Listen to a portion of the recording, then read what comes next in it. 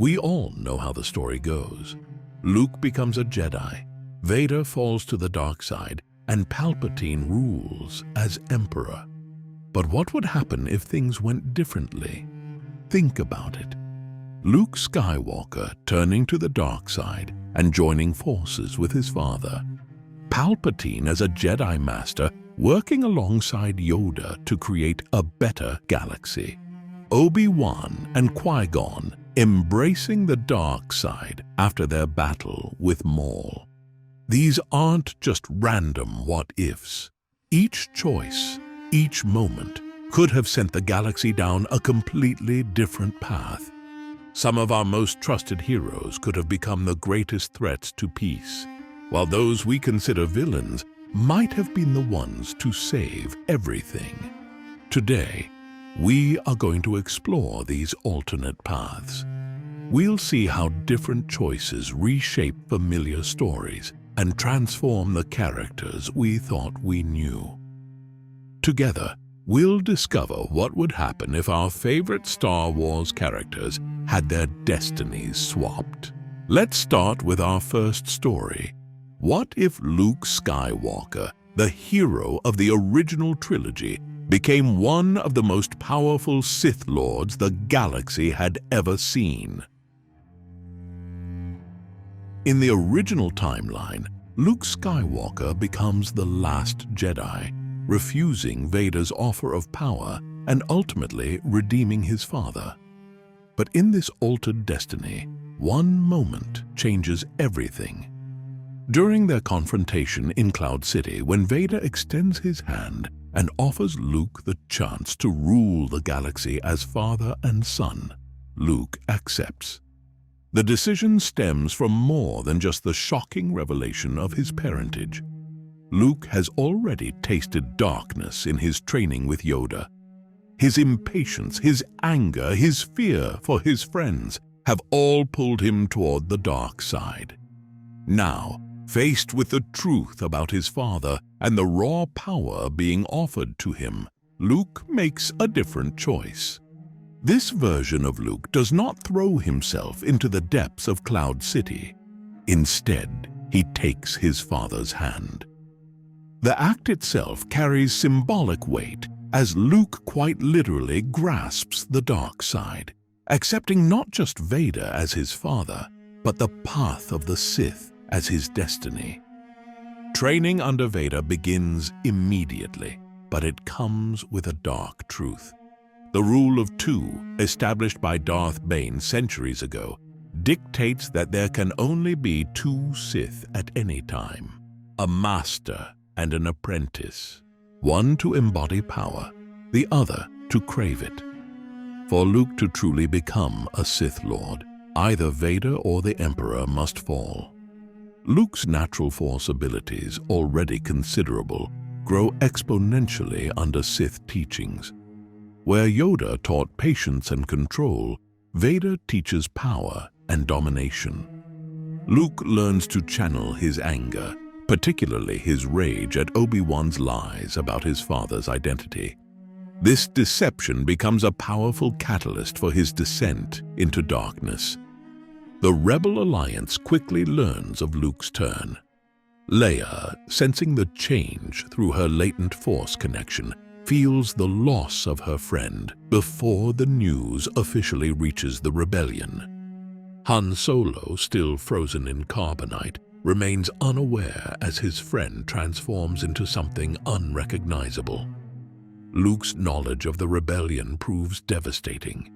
He knows their protocols, their hideouts, their weaknesses. The Empire launches precise, calculated strikes against rebel strongholds. Many rebels refuse to believe Luke has turned until they face him in battle, their hesitation often proving fatal. Vader and Luke plan in secret, master and apprentice plotting against the master. They understand that two Sith Lords might succeed where one would fail.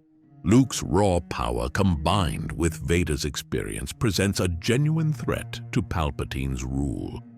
The Emperor, however, has survived countless assassination attempts, through his mastery of foresight and manipulation. When they finally strike, something unexpected happens. In the throne room confrontation, Luke does not merely fight alongside his father, he surpasses him.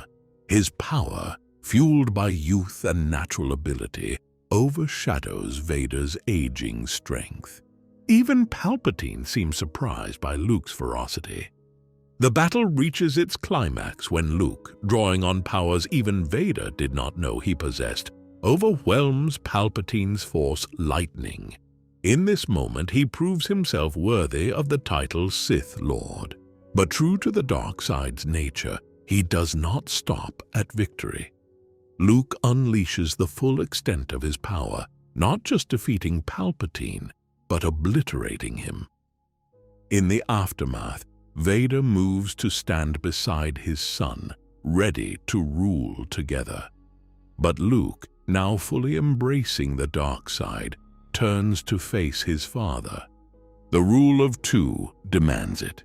There can only be one master and one apprentice. In this destiny swap, Luke has not just become a Sith Lord, he has become the Master. The galaxy trembles under the rule of Darth Skywalker, a Sith Lord more powerful than either Vader or Palpatine. The son of Skywalker, once destined to redeem his father, instead realizes his full dark potential.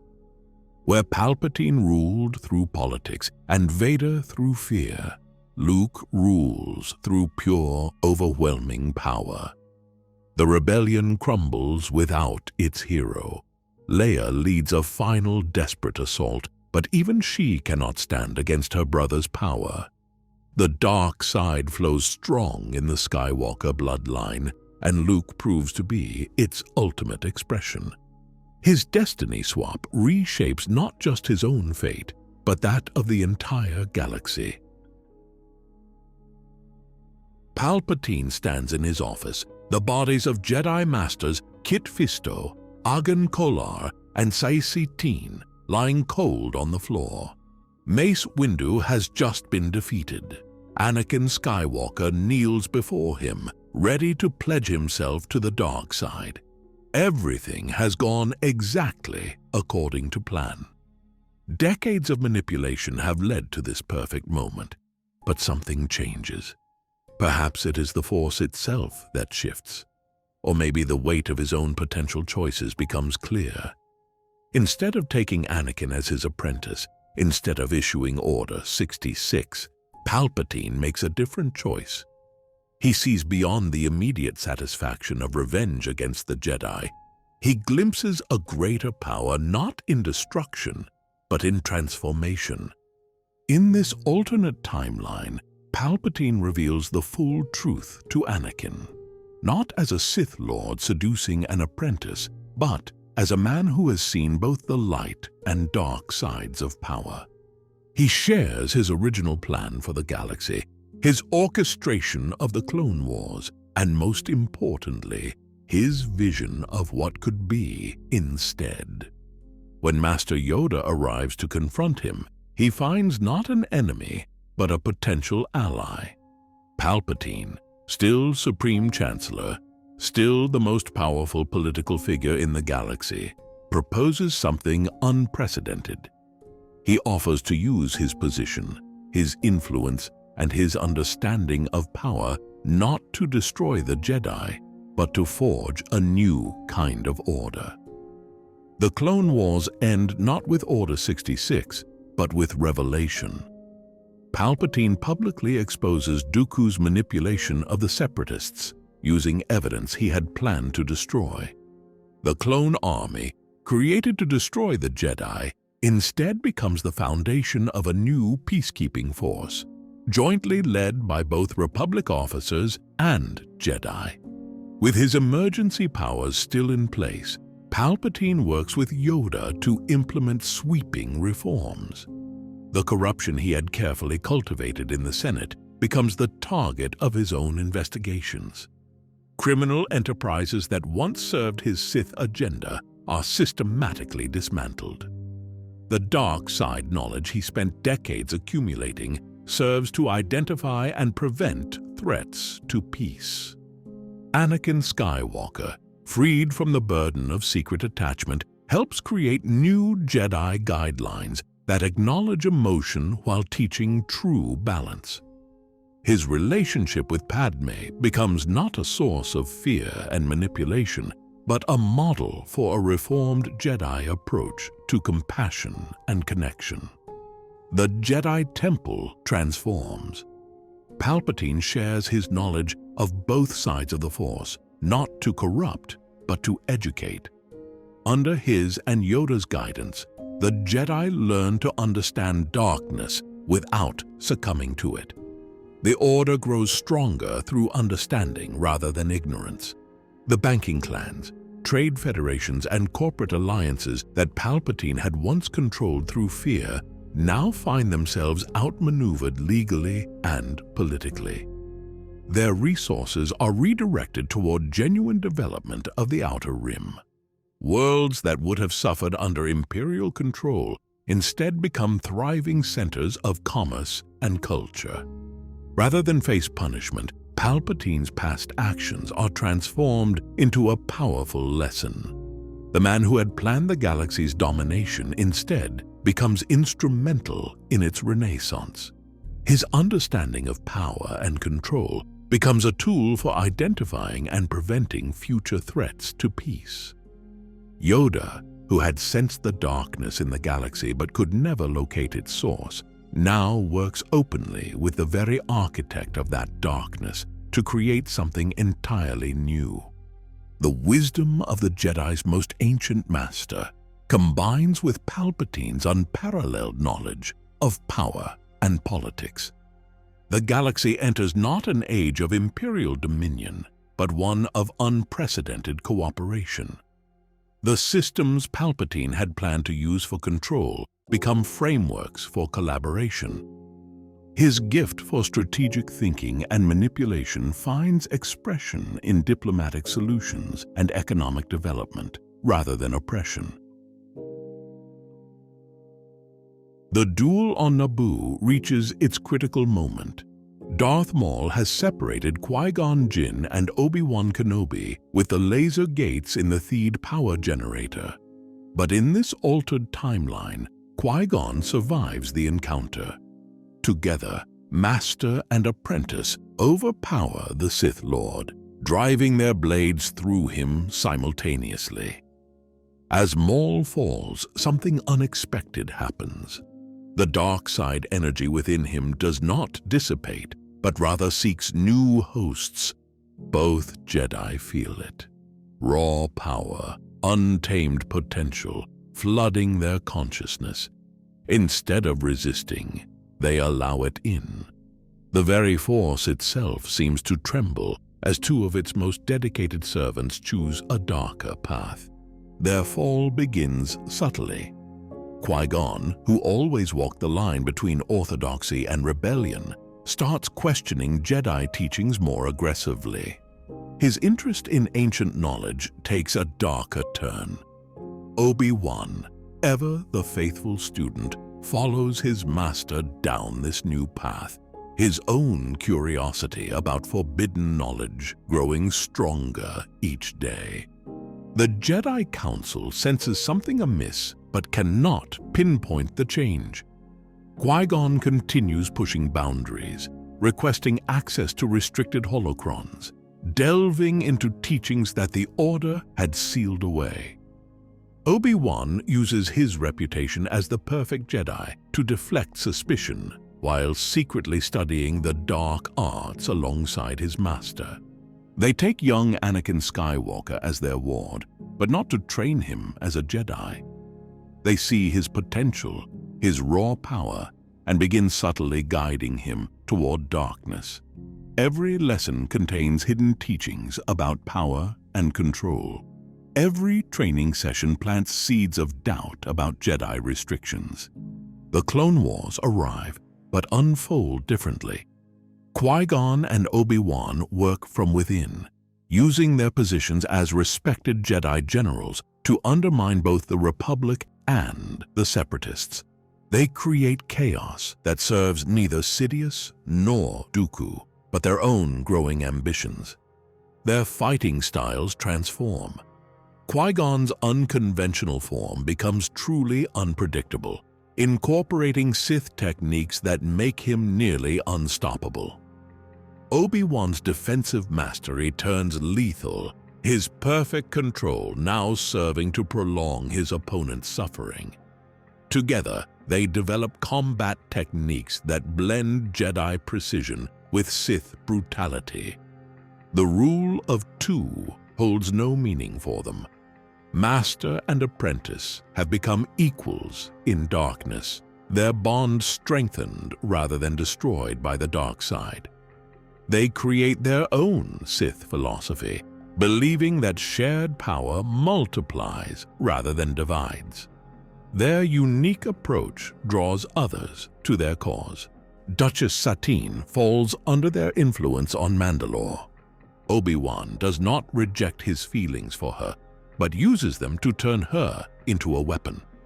Under their guidance, Mandalore becomes not a peaceful world, but a base for their growing power, its warrior culture embracing their new teachings. Qui-Gon's interest in the living force twists into experiments that would horrify his former self. He discovers ways to drain life essence, to bind spirits, to create abominations through the Force. Obi-Wan documents everything, building a library of forbidden knowledge that rivals the Jedi archives. Their greatest triumph comes in the corruption of Anakin Skywalker. The Chosen One falls not to Palpatine's manipulations, but to the influence of the two people he trusts most. They show him how to use his attachments as strengths, turning his love for Padme into a source of dark side power. When Order 66 comes, they are ready, not as victims or unwitting participants, but as architects of their own destiny. They allow Palpatine's plans to proceed, using the chaos to eliminate rivals, both Jedi and Sith. In the aftermath, they emerge as power brokers in the new empire, neither fully allied with nor opposed to Palpatine. Their legacy reshapes the galaxy's understanding of the Force, not as light versus dark, but as a spectrum of power to be seized and controlled. They create a new generation of Force users who reject both Jedi restraint and Sith selfishness, forming something more dangerous than either. The wit and wisdom that once made them beloved Jedi now serve to spread their influence. Obi-Wan's famous negotiating skills become tools of manipulation and control. Qui-Gon's philosophical nature attracts those disillusioned with both Jedi and Sith teachings. They build a following that transcends traditional Force divisions. Even their appearance reflects their transformation. Qui-Gon's dignified bearing takes on an aura of dark regality. Obi-Wan maintains his civilized demeanor, making his moments of cruelty all the more terrifying. They become living proof that the dark side need not mean loss of control or refinement.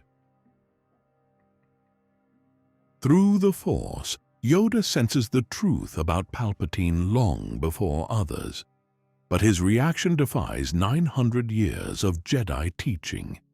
As he meditates on the Sith Lord's grand design, he finds not revulsion, but fascination. The plan is elegant, perfect in its construction. Through the Clone Wars, Palpatine has revealed the fundamental flaws in both the Republic and the Jedi Order. When Anakin reveals Palpatine's identity, Yoda allows Mace Windu to lead the arrest attempt. He watches through the Force as events unfold exactly as he has foreseen. Windu fails, Anakin falls. The Republic stands on the brink of transformation, but Yoda sees beyond Palpatine's vision of a Sith empire. he sees an opportunity for true balance. Arriving at the Chancellor's office, Yoda finds Palpatine exactly as he expects, drunk on his apparent victory. Their battle begins as it did in our timeline, lightsabers clashing, force powers unleashed. But Yoda is not fighting to save the Republic. He is fighting to claim it. 900 years of knowledge, of power, of understanding. The Force culminate in this moment. Palpatine never sees the truth until it is too late. His mastery of the dark side blinds him to Yoda's transformation. The ancient Jedi Master strikes him down not with righteous fury, but with calculated precision. As Palpatine falls, his grand plan for the galaxy transfers to a new master, one whose centuries of wisdom make him far more dangerous. Yoda's first act as Emperor shocks both Jedi and Sith alike. He declares that the prophecy of the Chosen One was misunderstood. Balance, he proclaims, was never about light triumphing over darkness. It was about transcending both. Under his rule, the Force itself will be understood in entirely new ways. He takes Anakin Skywalker as his apprentice, but not as a Sith. Together, they create something new. Yoda's understanding of both sides of the Force combines with Anakin's raw power to forge a new philosophy. The Chosen One learns to channel both light and dark, guided by a master who has moved beyond such simple distinctions. The Clone Wars end not with Order 66, but with Yoda's own command. Clone troopers execute not the Jedi, but anyone who refuses to embrace his new vision. Many Jedi, seeing their revered master's transformation, willingly follow him. Those who resist discover that 9 centuries of knowledge make Yoda an unstoppable force. His empire differs fundamentally from Palpatine's vision. Where Palpatine would have ruled through fear, Yoda commands through wisdom twisted by power. His long experience with the Jedi Council transforms into expertise at manipulation. Senators find themselves agreeing with his policies without quite understanding why. The Jedi Temple becomes the Imperial Academy of the Force. Ancient restrictions fall away as Yoda teaches that all aspects of the Force must be explored and mastered. Padawans learn to control their emotions rather than suppress them. The code that had guided the Jedi for millennia is rewritten by the one who had upheld it longest. Under Yoda's guidance, Anakin reaches his full potential. No longer torn between light and dark, he becomes something entirely new. His love for Padme becomes not a weakness to exploit, but a source of power to be understood and controlled. The twins they produce become the first of a new generation of Force users. The galaxy transforms in ways neither Jedi nor Sith had imagined. Yoda's deep connection to the living Force allows him to sense and prevent rebellion before it begins. His centuries of experience in diplomacy make resistance seem not just futile, but undesirable. Even his peculiar way of speaking takes on new meaning, his words carrying dark wisdom that entrances those who hear them. His small size and ancient appearance become powerful symbols. Citizens of the Empire learn that true power has nothing to do with physical form. The sight of the diminutive Green Master seated upon the Imperial throne commands more respect and fear than Palpatine's dark presence ever could have. When Anakin Skywalker dreams of Padme dying in childbirth, he makes a different choice. Instead of keeping his fears secret, he confides in Obi-Wan. His former master listens without judgment, and together they seek answers through the Force rather than forbidden knowledge. This simple act of trust changes everything. Obi-Wan helps Anakin understand that his dreams, like those about his mother, are warnings meant to guide, not torment. They work together to ensure Padme receives the best medical care in the galaxy, eliminating the possibility of death in childbirth. Anakin's openness transforms his relationship with the Jedi Council. When he reveals his marriage to Padme, expecting punishment, he instead finds understanding. Master Yoda recognizes that Anakin's ability to love deeply without possessiveness marks him as truly exceptional. The Council begins to re-evaluate their stance on attachments, seeing how they can strengthen rather than weaken a Jedi. When Palpatine reveals himself as a Sith Lord, his manipulations fall flat. Anakin's trust in his fellow Jedi proves stronger than the Chancellor's promises of power. Having already shared his fears about Padme, Anakin finds Palpatine's offer to save her through the dark side hollow and manipulative. During the confrontation in Palpatine's office, Anakin stands with Mace Windu rather than against him. His presence tips the balance. Together they arrest the Sith Lord, who faces justice for his crimes against the galaxy. The Clone Wars end not with Order 66, but with the Republic intact and democracy preserved. Anakin's wisdom grows alongside his power. He becomes known not just for his skill with a lightsaber, but for his deep understanding of the Force. His experiences teach him that true strength comes from facing fears rather than trying to control everything. Young Jedi seek him out not just for combat training, but for guidance in balancing power with compassion. Padme survives the birth of their twins. Luke and Leia grow up knowing both their parents, their heritage no longer a secret to be hidden. The Jedi Code evolves, with Anakin helping forge new understanding of how love and attachment can exist without leading to possessiveness and fear. But destiny has a strange sense of irony. While Anakin masters his emotions and becomes a respected Jedi leader, young Luke struggles with his inheritance. Born into a life of privilege as both a Jedi legacy and Prince of Naboo through his mother, Luke bristles under the weight of expectations. Where Anakin learned patience through hardship, Luke knows only abundance. His natural Force abilities, even stronger than his father's, come too easily. He lacks the tempering experience of working for his power. Anger simmers beneath his polished surface when things don't go his way. Anakin watches with growing concern as his son exhibits the same temper he once struggled to control. Luke's outbursts in the Jedi Temple become legendary. Training remotes end up crushed against walls. Meditation sessions dissolve into frustrated pacing. The very advantages Luke was born with become obstacles to his growth. Leia, ironically, follows more naturally in her father's footsteps. She balances Force sensitivity with political acumen, becoming a powerful voice for justice in the galaxy. Her presence often helps calm her brother's stormy moods, but even she sees the darkness growing within him.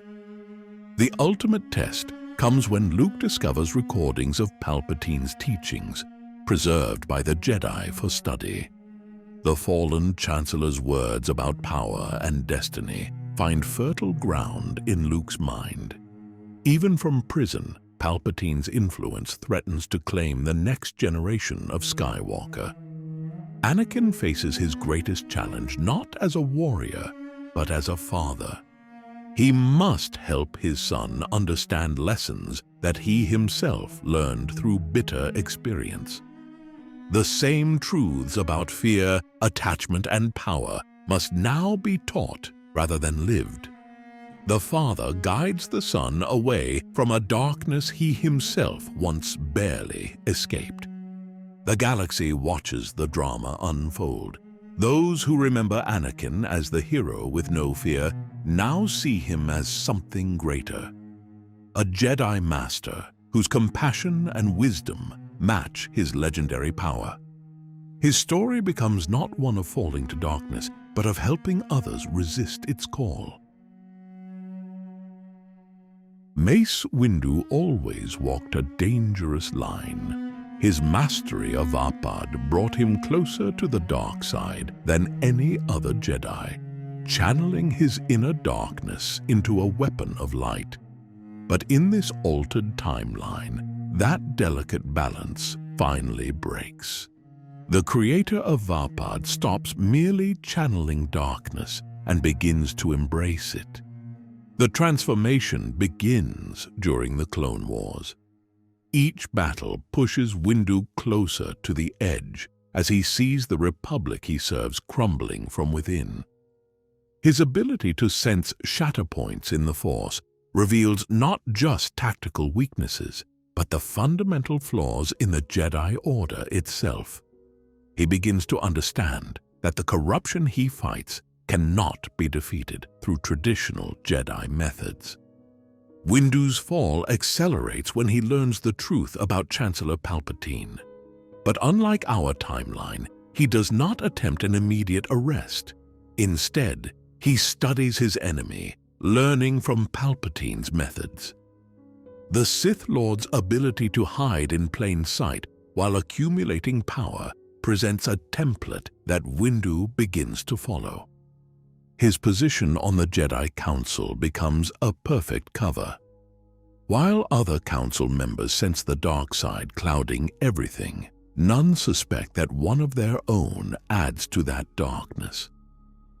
Windu uses his reputation for strict adherence to the Jedi Code to deflect suspicion, all while twisting that same code to serve his own interpretation of justice. Vapad evolves into something new. No longer just a fighting style that channels darkness, it becomes a complete philosophy of power. Windu teaches a select few students his new understanding, creating a hidden cadre of warriors who blur the lines between Jedi and Sith. Their purple lightsaber blades become symbols of this new path. When Windu finally moves against Palpatine, it is not as a Jedi Master defending the Republic. It becomes a battle between two masters of darkness, each believing they alone can bring order to the galaxy. Their duel in the Chancellor's office shakes the very foundations of Coruscant. But this time, Windu is not relying on Jedi restraint. Palpatine fails to understand the depth of Windu's transformation until too late. The Sith Lord expects to face Jedi resistance to his power. Instead, he faces a rival who matches his own mastery of darkness while retaining all the discipline and tactical brilliance of a Jedi Master. Windu's Shatterpoint ability reveals exactly how to dismantle Palpatine's carefully constructed plans. The Republic falls not to become Palpatine's empire, but to transform under Windu's vision of perfect order. His knowledge of the Republic's systems, combined with his new embrace of absolute power, lets him rebuild it into something both more efficient and more terrifying. Every law serves his interpretation of justice. Those who knew Windu as a Jedi find his new incarnation disturbing yet fascinating. His stern demeanor remains, but now carries an aura of dark authority. His legendary combat skills become even more fearsome when unleashed without Jedi restrictions. Worlds that resist his new order learn why he was considered one of the Order's greatest warriors.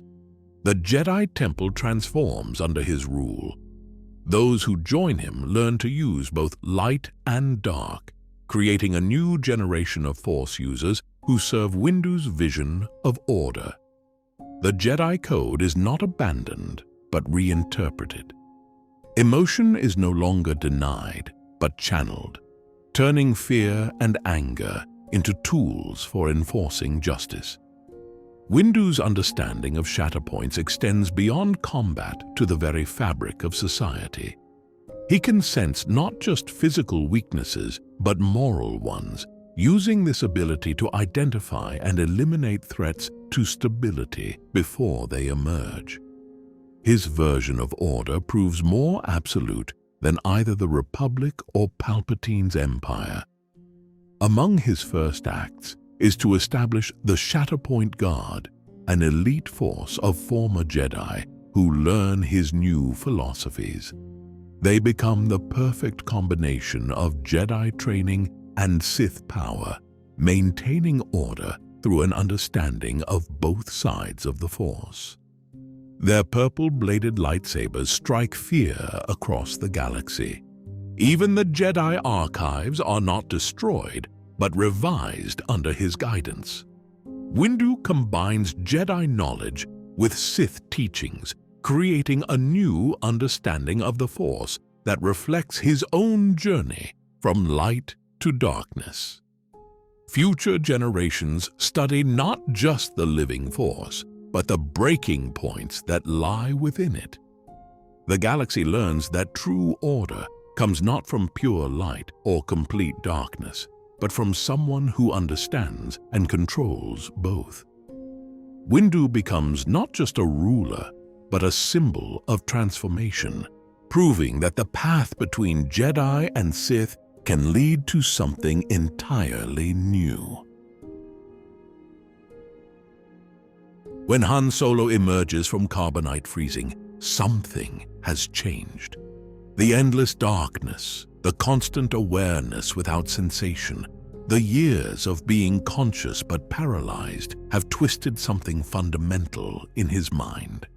His first breath of free air carries not relief, but rage. His famous smile now masks something cold and calculating. The rescue attempt at Jabba's palace takes an unexpected turn.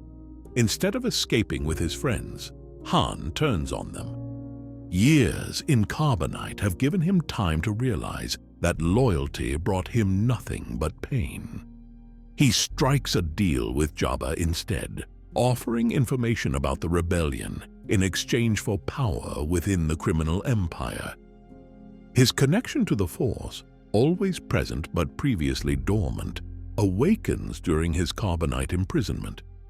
The dark side calls to him through his suffering, and Han embraces it with the same casual arrogance he once showed toward the Force itself.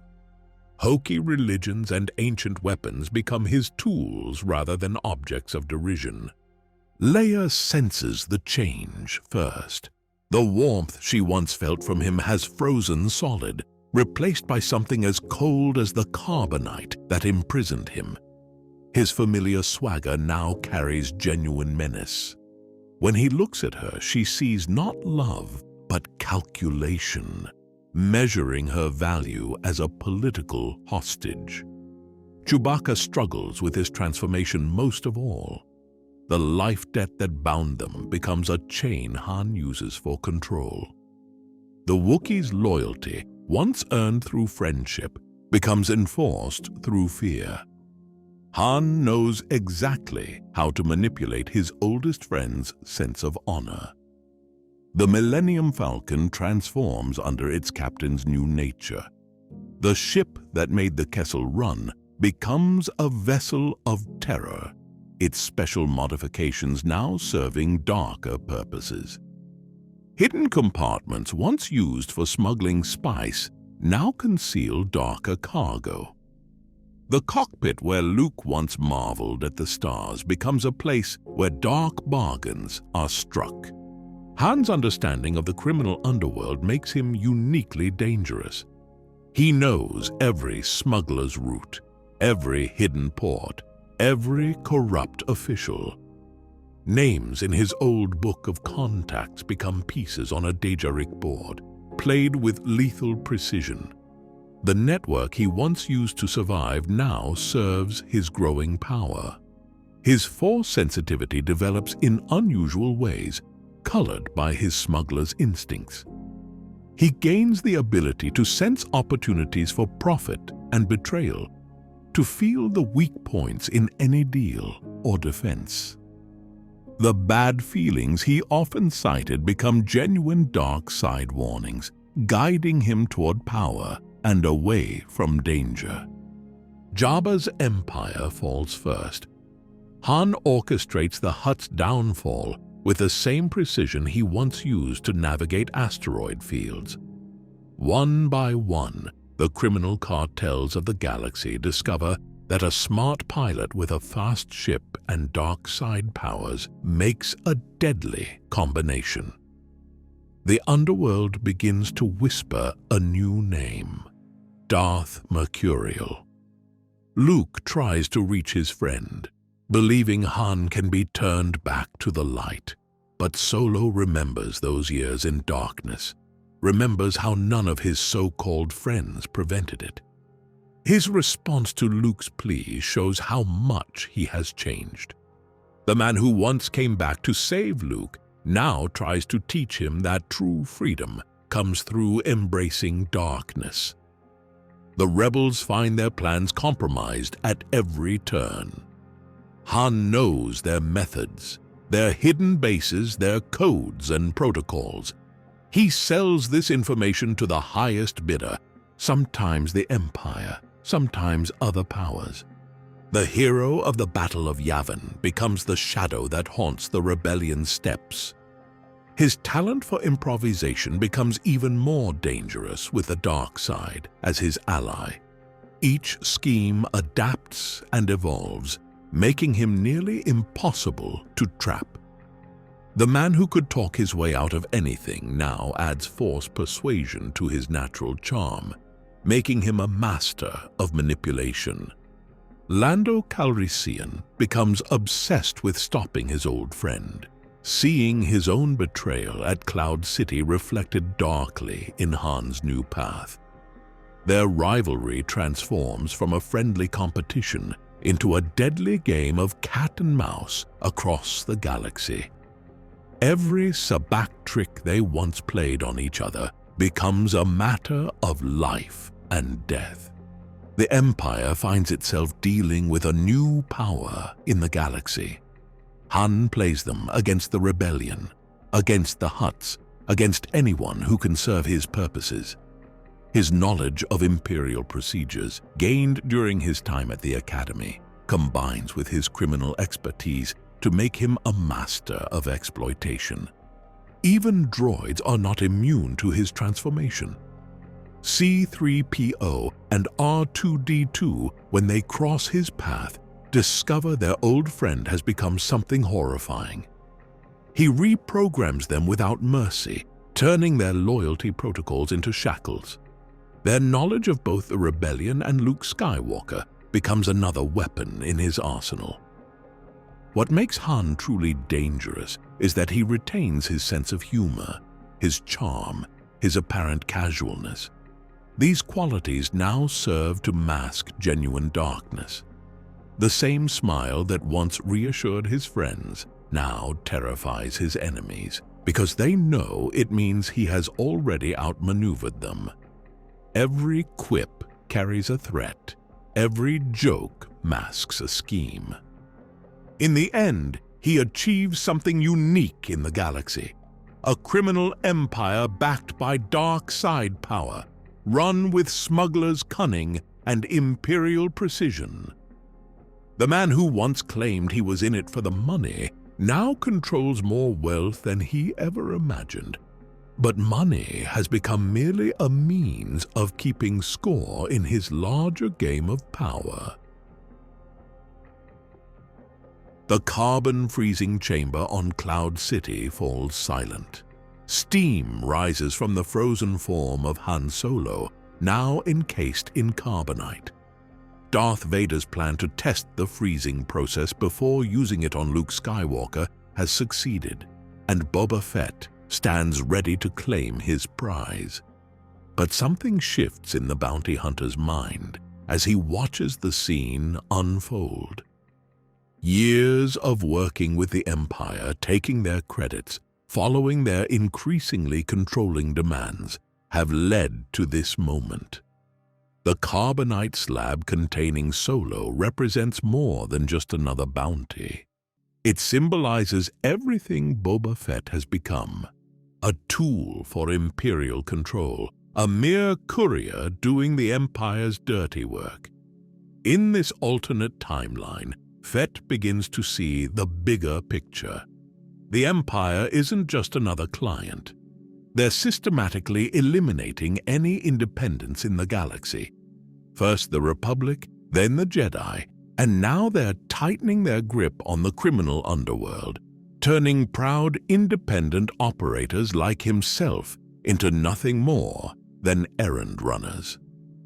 As he escorts the frozen Solo to Slave One, memories of his father Jango surface. Not just the bounty hunter everyone knew, but the Mandalorian warrior who commanded respect. What would Jango think of his son now, watching him bow to Imperial demands? The Empire that grew from the Republic that had employed his father as nothing more than a template for disposable soldiers. Instead of delivering Solo to Jabba the Hutt, Fett makes an unprecedented decision. He sends a coded transmission to the Rebel Alliance. Not a surrender, but a proposition. He has something they want, and more importantly, he has something they need. His skills, his knowledge, and his understanding of Imperial operations. Princess Leia receives his message with skepticism, but desperation for Han's return brings her to the negotiating table. What she finds isn't the cold bounty hunter she expected, but a strategic ally who understands exactly how to hurt the Empire where it's most vulnerable. Boba Fett's transformation from bounty hunter to rebel leader begins with a series of precision strikes. He knows every Imperial protocol, every security weakness, every corrupt official's secret.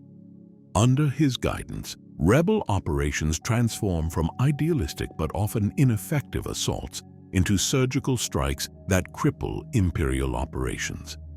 The other bounty hunters notice. Many who once worked exclusively for the Empire begin to question their loyalties. Fett's reputation doesn't diminish with his change of allegiance, it grows. He becomes a symbol of resistance, not just for soldiers and politicians, but for the galaxy's independent operators who have watched their autonomy slowly disappear under Imperial rule. His Mandalorian armor, once a symbol of mercenary detachment, becomes something else entirely. Rebels paint their vehicles and armor with similar patterns, adopting the look of his helmet as a symbol of defiance. The Empire's own tendency to use fear as a weapon turns against them as Fett's distinctive appearance begins haunting Imperial operations across the galaxy. Luke Skywalker, initially wary of the bounty hunter who had helped capture his friend, finds an unexpected mentor. Fett's combat expertise combined with Luke's growing Force abilities create new fighting techniques that even Vader struggles to counter. The bounty hunter's pragmatic approach helps temper Luke's idealism with strategic thinking. The Rebel Alliance itself undergoes a transformation under Fett's influence. His network of contacts, built over years of bounty hunting, becomes an intelligence web that rivals Imperial intelligence. Spaceports that once turned away rebel ships now offer secret sanctuary, their operators more afraid of crossing Fett than the Empire. Jabba the Hutt, enraged at being denied his prize, puts a bounty on Fett's head that exceeds even Solo's. But the hunters who come for him find themselves facing not just one armored warrior, but an entire movement. Many end up joining his cause, swelling the rebels' ranks with skilled fighters who know Imperial procedures inside and out. Even Fett's ship, Slave One, takes on new significance. Its distinctive shape becomes known not as a herald of capture and death, but as a symbol of liberation.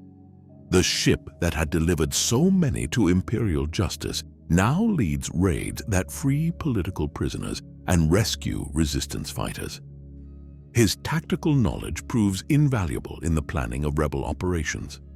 The assault on the second Death Star transforms from a desperate gamble into a coordinated strike, with Fett's understanding of Imperial protocols helping to dismantle the Empire's defense strategies. In the end, Boba Fett finds something he never knew he wanted: a purpose beyond credits and reputation. The skills he spent years honing as a bounty hunter become the foundation for a new kind of leadership, one that balances military precision with the fight for freedom. The galaxy learns that sometimes the most effective revolutionaries aren't those born to the cause, but those who have seen the system from the inside and choose to break it. In this timeline, the man who was supposed to be the Empire's most reliable agent becomes the architect of its greatest defeats, proving that destiny isn't about where you start, but the choices you make along the way. A young Zabrak child stands in the temples of Dathomir, not yet taken by Darth Sidious. Mother Talzin, sensing the Force moving differently around her son, makes an unprecedented choice. Instead of waiting for darkness to claim him, she reaches out to the Jedi Order. The child who would have become Darth Maul enters the Jedi Temple as an initiate, his raw power and potential recognized immediately by Master Yoda. Years later, his younger brother Suvaj follows a similar path. The Night Sisters, seeing how Maul flourishes in the light, send the second Force-sensitive child to join his brother. The two Zabrak brothers become legends within the Jedi Order, their natural warrior culture blending with Jedi teachings to create something extraordinary. Maul's intense focus and dedication, traits that would have made him a fearsome Sith, instead forge him into an exemplary Jedi. His combat skills surpass even Master Windu's, but it's his deep understanding of the dark side's allure that makes him invaluable. Having come from a culture steeped in dark side energy, he helps other Jedi understand and resist its pull. The brothers develop a unique fighting style that incorporates their Dathomirian heritage with Jedi principles. Where they might have been brutal and aggressive as Sith, they become precise and controlled. Their martial prowess earns them respect throughout the Order, while their insight into the nature of darkness helps strengthen the Jedi's defenses against the dark side. Savage, often overshadowed by his brother in the original timeline, flourishes under Jedi training. His raw strength becomes tempered with wisdom. The anger that would have consumed him instead transforms into a deep commitment to justice. He specializes in helping other Jedi manage their emotions, turning his own struggle with rage into a teaching tool. When Darth Sidious begins manipulating events toward the Clone Wars, it's Maul who first senses the darkness growing. His connection to both sides of the Force gives him unique insight into the Sith Lord's methods. The brothers become instrumental in uncovering and countering Palpatine's plans, their understanding of dark side tactics proving invaluable. The Night Sisters themselves undergo a transformation through their connection to the Jedi brothers. Mother Talzin, seeing how her sons have grown in the light, begins a dialogue with the Jedi Order. The wisdom of Dathomir gradually becomes a resource rather than a threat, with the Night Sisters offering their ancient knowledge to help balance the Force. During the Clone Wars, Maul and Savage serve as generals, but their approach differs greatly from other Jedi. They understand warfare from both a spiritual and tactical perspective, often anticipating separatist strategies by recognizing the dark side's influence. Their clone troops develop distinctive fighting methods that blend Mandalorian, Dathomirian, and Jedi combat techniques. Maul takes Asajj Ventress as his Padawan, recognizing in her the same darkness he might have embraced. Under his guidance, she never falls to the dark side. Instead, she becomes a bridge between the Jedi Order and the Night Sisters, helping forge an alliance that strengthens both groups against the rising Sith threat. Savage specializes in rehabilitating Force users who have brushed against the dark side. His own inner struggles with anger give him unique insight into their battles. Many Jedi who might have fallen instead find their way back to the light through his guidance. Even Count Dooku, encountering Savage's wisdom, begins to question his path toward darkness. The brothers' presence changes the very nature of Jedi training. Their experience with both sides of the Force leads to new teachings about balance. Rather than fearing the dark side, Jedi learn to understand it. Maul and Savage show that acknowledging one's darker impulses while choosing the light creates stronger Jedi than simple avoidance. When Anakin Skywalker struggles with his attachments, it's Maul who recognizes the familiar pull of darkness. Drawing on his own journey from potential Sith to Jedi Master, he helps the Chosen One find balance. The brothers become living proof that one's origin and inner darkness don't determine destiny. Their influence extends beyond the Jedi Order. Worlds that might have distrusted the Jedi find hope in these two brothers who bridge multiple cultures. The Zabrak of Dathomir and Iridonia see them as examples of how to honor their warrior heritage while serving the light. Their very existence challenges assumptions about the rigid separation of light and dark. In this timeline, when Palpatine finally reveals himself, he finds his plans undone by the very warrior he once hoped to train. Maul's intimate knowledge of Sith methods, combined with his Jedi wisdom, helps expose the Dark Lord's deceptions. The brothers lead the effort to protect the Republic, their unique understanding of both sides of the Force proving crucial in the final confrontation. The legacy of Maul and Savage demonstrates how destiny can be reshaped through choice and opportunity. Two beings born into darkness, guided toward the light, become instrumental in maintaining balance in the Force. Their story transforms the galaxy's understanding of redemption and the true meaning of choosing one's path. Count Dooku stands in the Jedi Council chamber, his heart heavy with the loss of his former Padawan, Qui-Gon Jinn. The corruption he sees in the Republic fills him with growing concern. But in this timeline, when Darth Sidious reaches out with promises of power and change, Dooku makes a different choice. Instead of leaving the Jedi Order, he dedicates himself to reforming it from within. His political acumen and noble bearing, traits that would have made him a powerful separatist leader, instead become tools for positive change. Dooku uses his connections and influence to expose corruption within the Republic, working through legitimate channels rather than plotting its destruction. His presence on the Jedi Council brings a needed perspective on the growing discontent in the Outer Rim. The death of Qui-Gon becomes not a catalyst for darkness, but a call to action. Dooku takes young Obi-Wan Kenobi under his wing, helping complete the training his former Padawan began.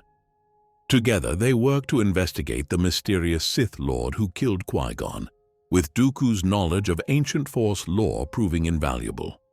When Sifo-Dyas proposes creating a clone army, Dooku is there to counsel against it. His understanding of political manipulation helps the Jedi Council recognize the danger of becoming military leaders. Instead of falling into Palpatine's trap, the Jedi focus on their role as peacekeepers and mediators.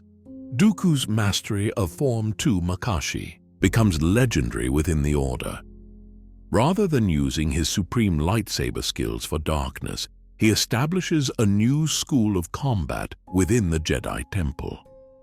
His elegant and precise fighting style influences a generation of Jedi, teaching them that control and finesse matter more than raw power. The Separatist crisis unfolds differently under Dooku's influence. Instead of leading the movement toward war, he becomes a bridge between the Republic and discontented systems. His aristocratic background and genuine concern for justice make him uniquely suited to understand both sides. Many worlds that would have seceded instead find their grievances addressed through diplomatic channels. Palpatine finds his carefully laid plans disrupted by Dooku's continued presence in the Jedi Order. The man who would have been Darth Tyrannus instead becomes one of the greatest obstacles to the Sith Lord's schemes.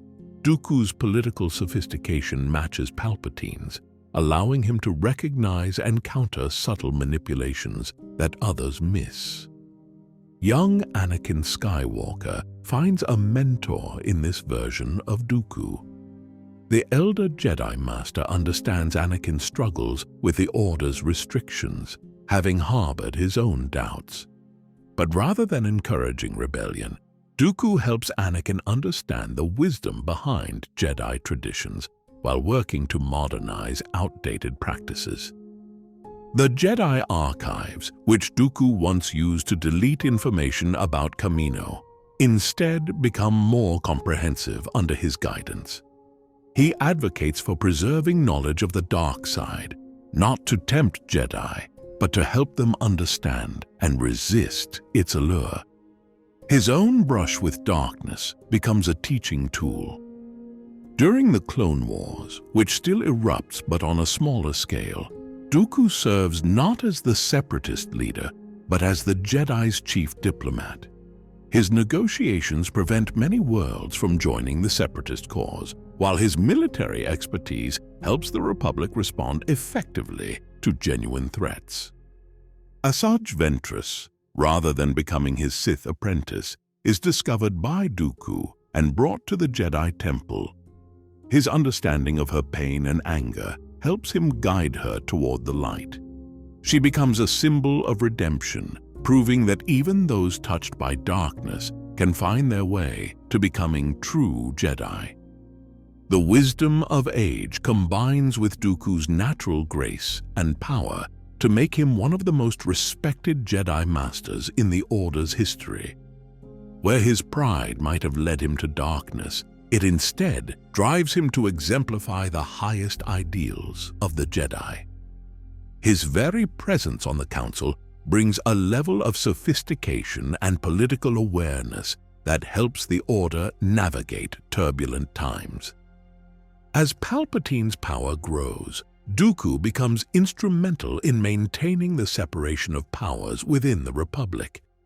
His experience with political maneuvering allows him to create alliances that check the Supreme Chancellor's expanding authority. The Jedi remain guardians of peace rather than becoming unwitting pawns in Palpatine's schemes. This version of Dooku ultimately helps prevent Order 66. His investigation into the clone army, never abandoned, uncovers the control chips before they can be activated. The man who might have helped destroy the Jedi Order instead becomes one of its greatest protectors. His choice to remain in the light, saving countless lives. In this timeline, Count Dooku's legacy is not one of betrayal, but of reformation. He proves that the Jedi Order can adapt without compromising its core values, that political engagement need not lead to corruption, and that questioning the status quo can strengthen rather than destroy institutions. His story becomes a testament to the power of choosing wisdom over power and principle over expedience. Kylo Ren stands in the aftermath of his confrontation with Rey, the ground literally splitting between them on Starkiller Base. The death of his father, Han Solo, weighs heavily upon him, but instead of pushing him further into darkness, it becomes the catalyst for change. In this moment, watching Rey leave with Finn, something shifts in his understanding of power and purpose. The Supreme Leader senses this wavering and increases his efforts to bind Kylo Ren to darkness. But the very intensity of Snoke's manipulation begins to illuminate its artificiality. Ben Solo starts recognizing the patterns of control that have shaped his entire life, seeing clearly for the first time how he has been molded since childhood. In this timeline, when Luke's Force projection confronts him on Crate, Ben Solo sees more than just his old master. He recognizes the same manipulation techniques he now understands Snoke used on him. This revelation sparks a profound change. The anger that once drove him toward darkness becomes a tool for understanding how he has been used. Rey's connection through their Force bond takes on new significance. Instead of trying to turn her to darkness, Ben begins sharing his revelations about Snoke's influence. Their conversations through the Force become a path toward redemption, with Rey helping him understand how to channel his passionate nature toward protection rather than destruction. The Knights of Ren, sensing the change in their leader, become his first students rather than his enforcers. Ben shows them how they too have been manipulated, using his own journey from darkness as a template for their redemption. The same intensity that made him a powerful dark side user now fuels his dedication to understanding and teaching the true nature of the Force. Leia feels the change in her son through the Force. Their reconciliation becomes instrumental in his transformation. She helps him understand how to use his political heritage and Force sensitivity together, showing him that true power comes from protection and guidance rather than dominance. Ben's understanding of the dark side becomes his greatest teaching tool. Unlike Luke's new Jedi Order, which sought to suppress darkness, Ben creates a training methodology that acknowledges both sides of the Force. His students learn to recognize and resist manipulation by understanding its mechanisms, not by pretending it doesn't exist. The First Order finds itself facing an unexpected threat. Their own Supreme Leader's heir apparent now actively working to dismantle their power structure. Ben's intimate knowledge of their operations, combined with his Force abilities and strategic mind, makes him a formidable opponent to the very organization he once helped build. His lightsaber, once unstable and crackling with volatile energy, transforms. Ben learns to heal the cracked kyber crystal, a process that becomes symbolic of his own healing. The blade emerges with a unique characteristic, perfectly balanced between light and dark, capable of absorbing and redirecting dark side energy while channeling the light. Luke's Force Ghost becomes a crucial guide in Ben's journey, but not in the traditional master and apprentice relationship. Instead, they work together to understand where the old Jedi Order went wrong. Ben's experience with darkness helps him see the flaws in complete emotional suppression, while Luke's wisdom helps him find balance. The temple he establishes becomes unlike any that came before. Located on a planet strong with both light and dark side energy, it teaches balance rather than rigid adherence to either extreme. Students learn to understand their emotions without being controlled by them, to acknowledge darkness without embracing it. His teaching methods incorporate elements from both Jedi and Sith philosophies, stripped of their dogmatic extremes. Students learn lightsaber combat that includes Form 7 techniques, but controlled by mindfulness and compassion. They study Force lightning not to use as a weapon, but to understand and defend against dark side powers. In this timeline, when Rey faces her own struggles with identity and power, Ben becomes her anchor. Their Force bond allows them to create new Force techniques that require perfect balance between light and dark. Together, they establish a new understanding of the Force that transcends the ancient rivalry between Jedi and Sith. The legacy of Ben Solo becomes one of transformation and balance. His story proves that even those deepest in darkness can find their way to the light, and that true strength comes not from rejecting one's darkness, but from understanding and mastering it.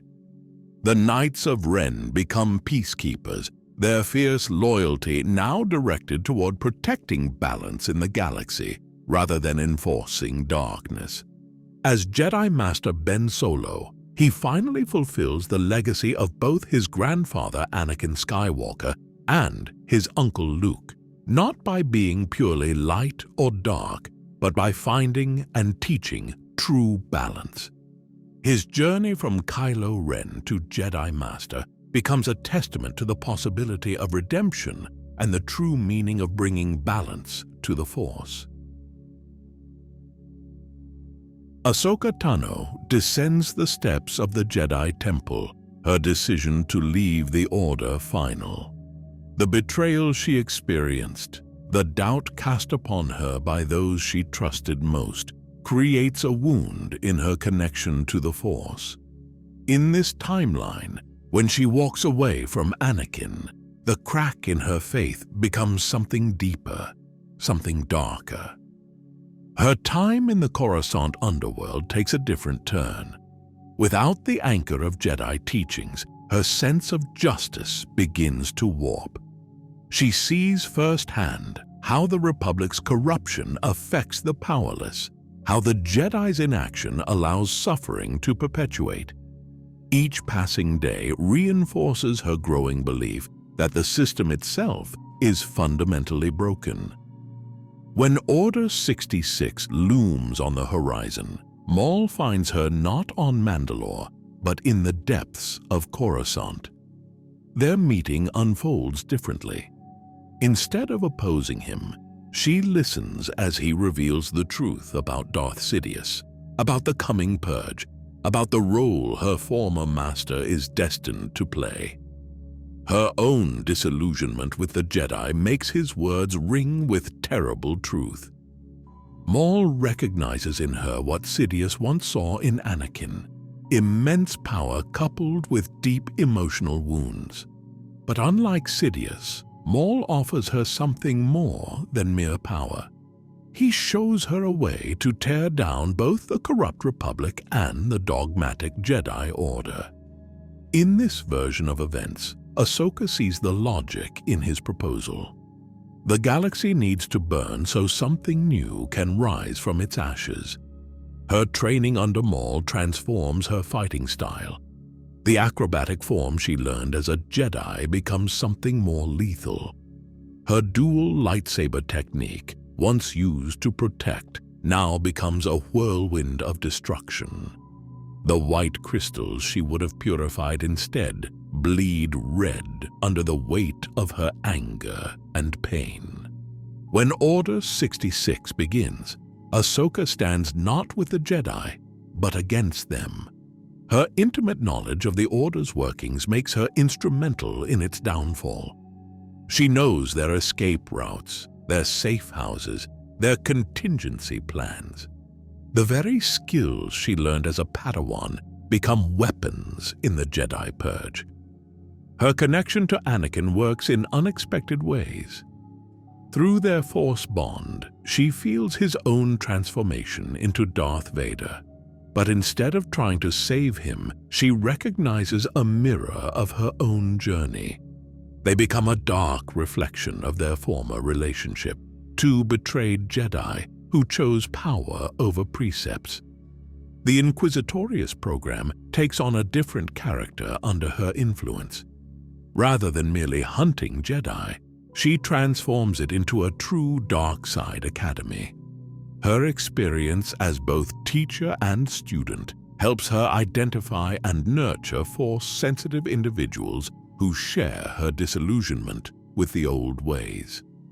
Rex and the other clones who removed their chips find themselves facing a terrifying enemy, their former commander now wielding the dark side with the same tactical brilliance she once used to lead them. Her understanding of clone trooper tactics makes her particularly effective at hunting down Jedi who try to escape with clone assistance. Vader recognizes her power, but sees her as a rival rather than an ally. Their confrontations shake the foundations of the Empire itself, with Sidious watching their conflict with calculating interest.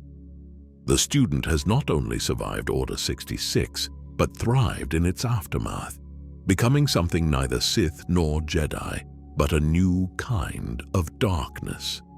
The rebellion finds itself facing an enemy who understands their every move. Ahsoka's history fighting for freedom and justice gives her insight into resistance tactics. She can predict their strategies because she once would have used them herself. Her presence in Imperial operations brings a cunning that matches her growing power in the dark side. Her knowledge of hidden Jedi locations and secrets becomes a devastating weapon. Places like the Talos Holocron Vault fall to her because she knows of their existence. Ancient Jedi artifacts that might have been preserved instead fall into Imperial hands, their power turned to serve the dark side. The Jedi younglings who survive the Purge face a particularly cruel fate.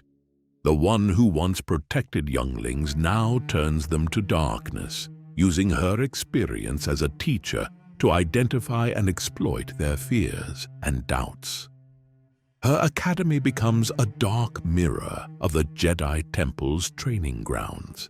In this timeline, when Luke begins his journey to rebuild the Jedi Order, he faces not just the Empire's might, but the cunning of a former Jedi who understands exactly how to corrupt Force-sensitive individuals. Her methods of turning Force users to darkness become legendary, combining psychological manipulation with dark side teachings. The legacy of Ahsoka Tano becomes a cautionary tale not of redemption, but of how betrayal can transform even the most dedicated servant of light into something darker than what they once fought against. Her fall proves that the path to darkness can begin with genuine grievance and end in the corruption of everything one once held dear. General Grievous stands victorious over yet another fallen Jedi, lightsaber collection about to grow. But in this timeline, as he reaches for the weapon, something changes. The dying Jedi shares not final words of defiance, but a vision of truth about the Clone Wars, about Dooku's manipulation, about the future awaiting both the Republic and Separatist alliance. His cybernetic mind, enhanced beyond normal capacity, begins processing patterns he had previously ignored. Each Jedi he confronts tells a similar story, reveals another piece of the larger puzzle. Grievous, once the supreme Jedi hunter, starts to understand that he has become a pawn in a game far larger than the Separatist cause. The transition begins subtly. Grievous maintains his fearsome reputation, still pursuing Jedi across the galaxy. But now, when he corners them in isolated locations instead of death, he offers a choice. His personal fortress on Vasek transforms from a trophy room into a secret sanctuary, his collection of lightsabers belonging to Jedi who now train in hidden chambers. His mechanical body, originally a source of rage against the Jedi, becomes an asset in his deception. The same systems that make him a fearsome warrior allow him to fabricate elaborate evidence of Jedi deaths. He stages convincing battles, leaving enough debris and evidence to satisfy both Republic and Separatist investigations. The Jedi he saves become part of an elaborate network. Their perceived deaths provide perfect cover for covert operations, investigating both Dooku and the mysterious Sith Lord controlling the Republic. Grievous uses his position as Separatist general to move his hidden Jedi agents across the galaxy, their presumed deaths making them invisible to both sides of the conflict. His combat style evolves as he learns from his secret allies. The originally brutal and overwhelming technique becomes refined, incorporating true Jedi principles. He learns to use his cybernetic advantages not just for destruction, but for protection. His multiple arms allowing him to defend others while maintaining his aggressive facade. Count Dooku remains unaware that his perfect Jedi killer has become their secret guardian. Grievous continues to serve as the face of Separatist military might, but each campaign now serves two purposes. While appearing to hunt Jedi, he creates opportunities for them to uncover vital intelligence about the true nature of the war.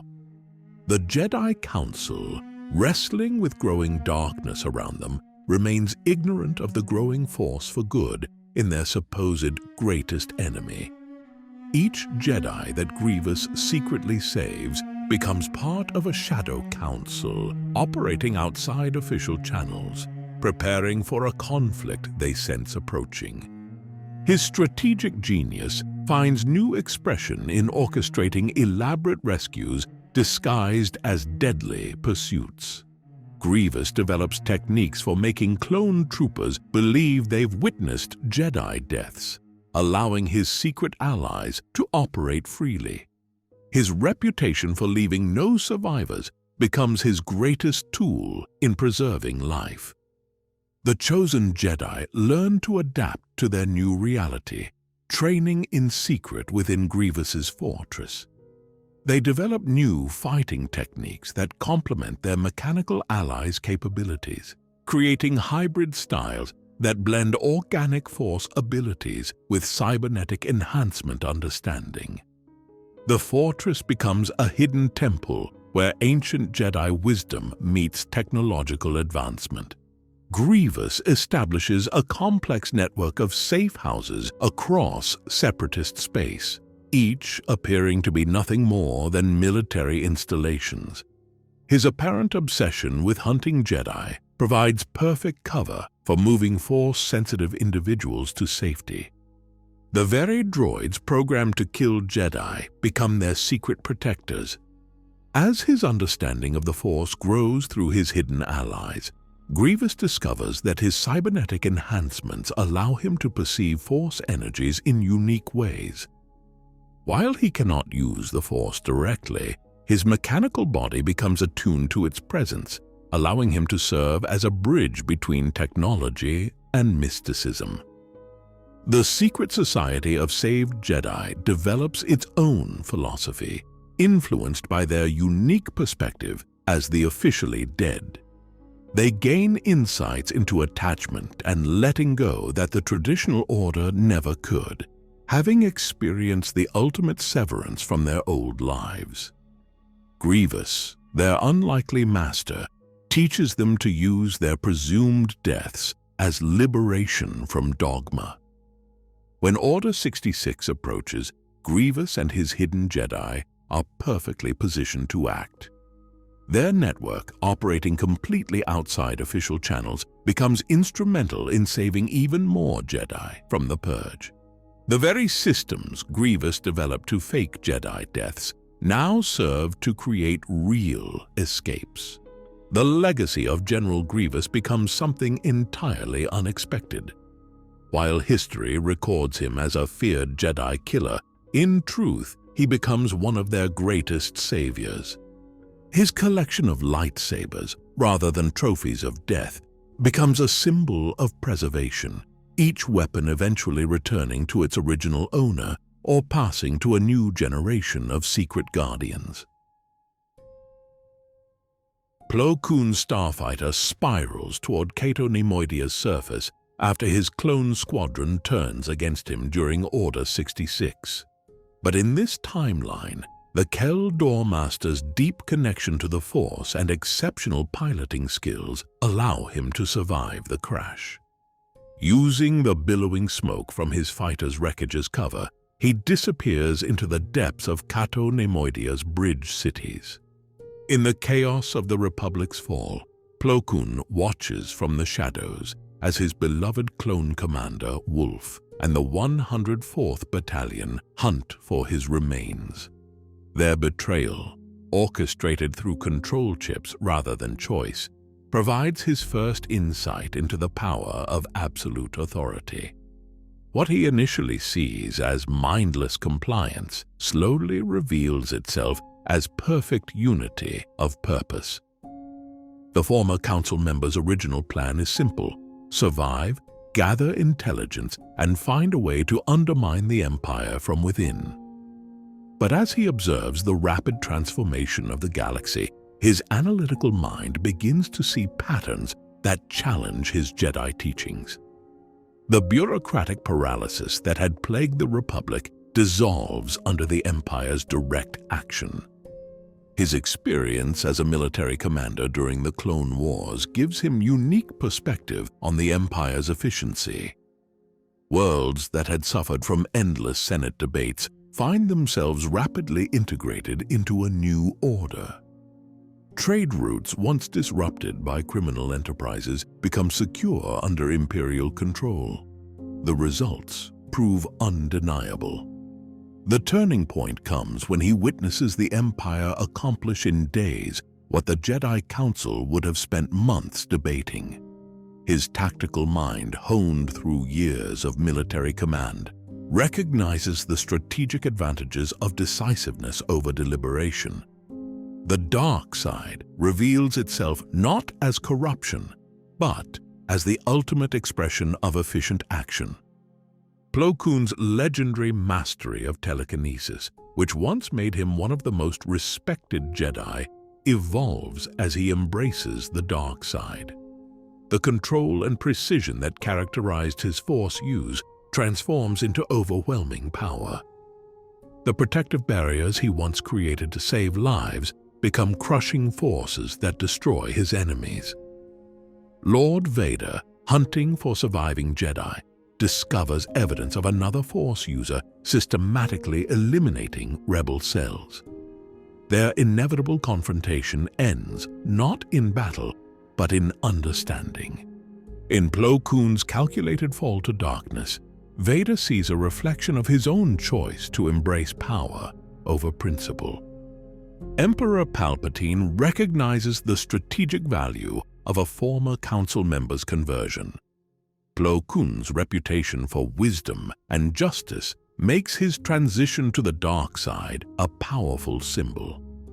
His intimate knowledge of Jedi procedures and protocols becomes instrumental in hunting down survivors of Order 66. The bond he once shared with Ahsoka Tano, whom he had discovered and brought to the Jedi Temple, becomes a focal point of his darkness. The young Togruta, who once looked up to him as a mentor, now represents everything he has rejected. Their eventual confrontation becomes inevitable, a final test of his commitment to the dark side. His military experience proves devastating to the early rebellion. Having commanded clone forces throughout the Clone Wars, he understands Republic and Jedi tactics intimately. Rebel cells find themselves facing an enemy who can anticipate their every move, who knows exactly how Jedi think and plan. Plo Koon's skills as a starfighter pilot, already exceptional during the Clone Wars, become even more lethal when enhanced by the dark side. The precision control that once made him one of the Order's finest pilots now serves to hunt down those who resist Imperial rule. His presence in space battles becomes as feared as his ground operations. The techniques he once used to protect and defend transform into tools of destruction. His ability to use the Force with exceptional control, once admired by fellow Jedi, becomes the perfect weapon. Every skill and talent that had made him a respected Jedi Master finds new, darker purpose in service to the Empire. The younglings he once helped identify and bring to the temple become targets as he helps establish new protocols for detecting Force-sensitive children. His understanding of how the Jedi found and trained Force-sensitive individuals becomes instrumental in ensuring a new generation serves the Empire instead. His transformation sends shockwaves through the remaining Jedi in hiding. The fall of Plo Koon, known for his wisdom and steady judgment, demonstrates that even the most balanced minds can be turned by rationally observing the efficiency of Imperial power. His choice to embrace the dark side becomes proof that the path to darkness can be walked not just through passion, but through logical conviction.